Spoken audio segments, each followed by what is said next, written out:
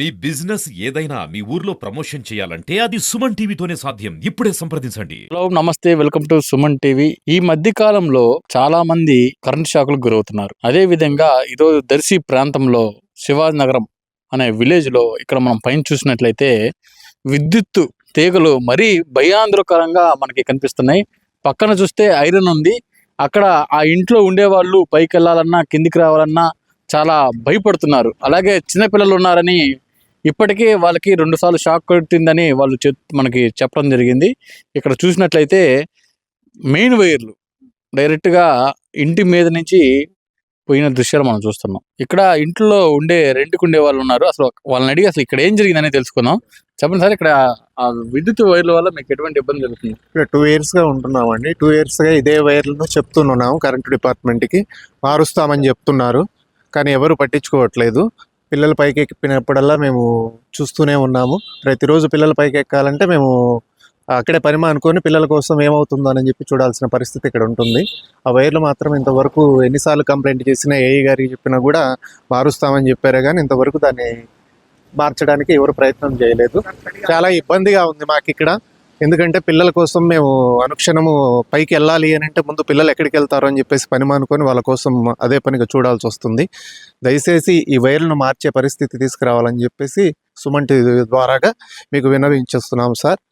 దయచేసి చూడండి, మీరు లైవ్లో చూసి ఉంటారు, మాకు తెలిసి మెయిన్ వైర్లు ఉన్నాయి ఇక్కడ.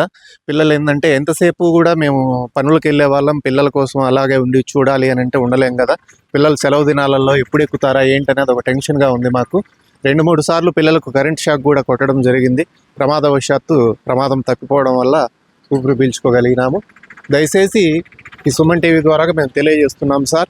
ఏఈ గారికి చెప్పాము ఇది కొంచెం చేసి పెట్టమని. ఇక్కడ ఇంటి వాంటర్ గారు ఉన్నారు. ఇంటి వాంటర్ని అడిగి అసలు ఏం జరిగింది, ఇక్కడ ఎన్ని సంవత్సరాల నుంచి ఈ వైర్లు ఉన్నాయని విషయాలు మనం తెలుసుకుందాం. చెప్పండి సార్, ఇక్కడ ఎన్ని సంవత్సరాల నుంచి ఆ వైర్లు ఉన్నాయి? సార్ నమస్తే, ఇది మేము 7 సంవత్సరాల నుంచి ఇట్టాగే ఉన్నాము. అది 7 సంవత్సరాల నుంచి అలాగే పోతున్నాం లేని ఉన్నాము. తర్వాత అద్దెకుండోళ్ళు పిల్లలకు బాగాలేక మేము రాజరాజేశ్వరి హాస్పిటల్కి పోయామండి. ఇది తగిలి ఇబ్బంది పడి ఉన్నాడు. అక్కడికి పోయి చూసాము. చూసిన తర్వాత ఎలపరికి వాళ్ళకి చెప్పాము. చెప్పిన తర్వాత ఎస్టిమేషన్ వేసుకొని మార్చుకోవాలి, అది మేము ఊరికి మార్చడానికి లేదు అని అన్నారు.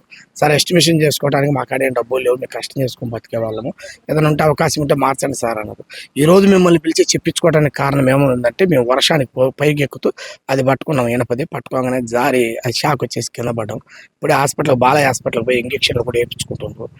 అందుకని దానికి భయపడి మిమ్మల్ని పిలిచి ఏదైనా న్యాయం చేస్తామని అనుకుంటున్నాం సార్. నమస్కారం. పిల్లలు పాపం పడి హాస్పిటల్కి పోయి వాళ్ళ ఖర్చులు అయ్యి ఆయనకి అద్దె పిల్లల ఖర్చులు అటువంటి ఇస్తారు.